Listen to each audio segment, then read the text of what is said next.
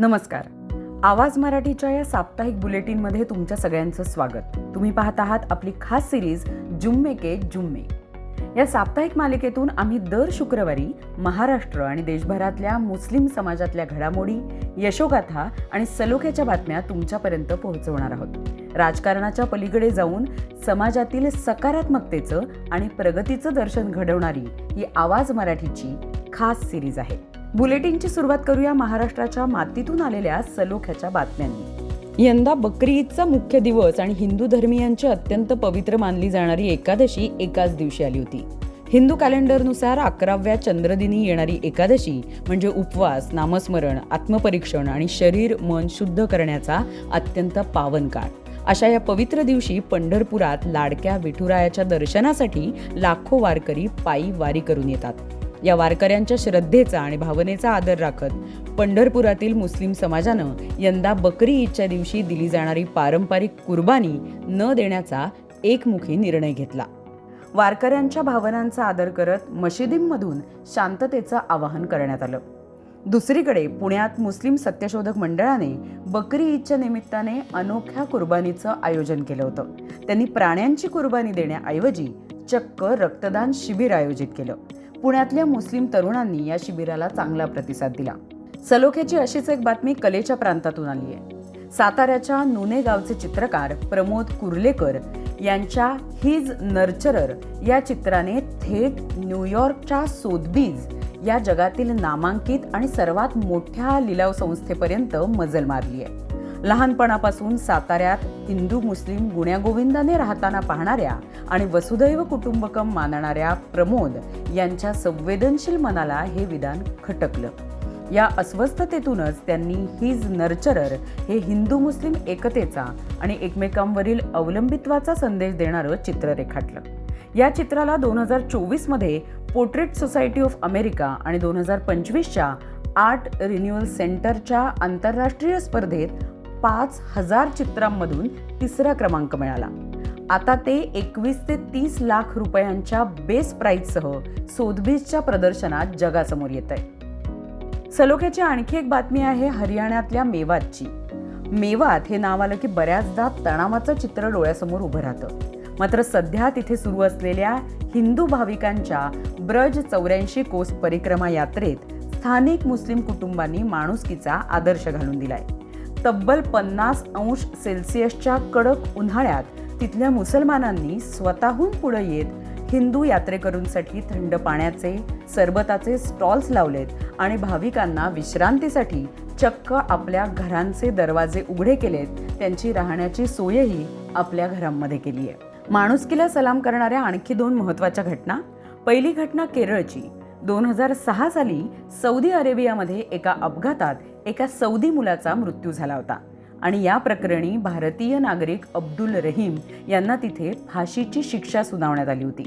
त्यांना वाचवण्यासाठी ब्लड मनी म्हणून तब्बल 34 कोटी रुपये भरायचे होते. केरळच्या जनतेनं सेव्ह अब्दुल रहीम ॲपवरून धर्म जात न पाहता अवघ्या काही दिवसात ही भली मोठी रक्कम जमा केली. 18 वर्ष सौदीच्या तुरुंगात काढल्यानंतर अब्दुल रहीम अखेर सुखरूप आपल्या मायदेशी परतले आहेत. दुसरी बातमी आहे मुस्लिम महिला डॉक्टर सजना यांची.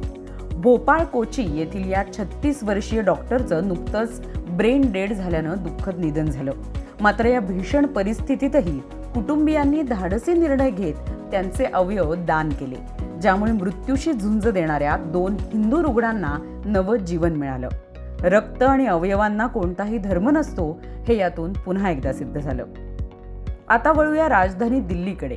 यंदाची हज यात्रा पूर्ण करून भारतीय यात्रेकरूंची पहिली तुकडी नुकतीच दिल्ली विमानतळावर परतली. विशेष म्हणजे या हजींचं स्वागत करायला आणि विमानतळावरील त्यांच्या सुविधांचा आढावा घ्यायला स्वतः केंद्रीय अल्पसंख्याक मंत्री किरेन रिजिजू तिथे जातीने हजर होते. साहित्य आणि संस्कृती याबद्दल बोलायचं तर आसाममधील अहोम साम्राज्याची चराईदेव मैदाम, ज्याला ईशान्य भारताचे पिरॅमिड्स म्हटलं जातं, या ऐतिहासिक स्थळाला युनेस्कोचा जागतिक वारसा दर्जा मिळवून देण्यात मुस्लिम पुरातत्वशास्त्रज्ञ डॉक्टर शबीना हसन यांचा मोलाचा वाटा आहे. त्यांच्या या ऐतिहासिक दस्तऐवजीकरणासाठी त्यांना आसामचा मानाचा कर्मश्री पुरस्कार देऊन सन्मानित करण्यात आलं आहे. तसेच भपंग या पारंपरिक वाद्यावर सुफी आणि लोकगीतं गाऊन हिंदू मुस्लिम बंधुभाव पसरवणारे 90च्या उंबरठ्यावरचे गफारुद्दीन मेवाती जोगी यांना त्यांच्या कलेच्या साधनेसाठी भारत सरकारने पद्मश्री देऊन गौरवलं आहे. मात्र याच दरम्यान साहित्याच्या प्रांतातील दुःखद बातमी म्हणजे उर्दू शायरीचे भीष्म पितामह पद्मश्री डॉक्टर बशीर बद्र यांनी या जगाचा निरोप घेतला.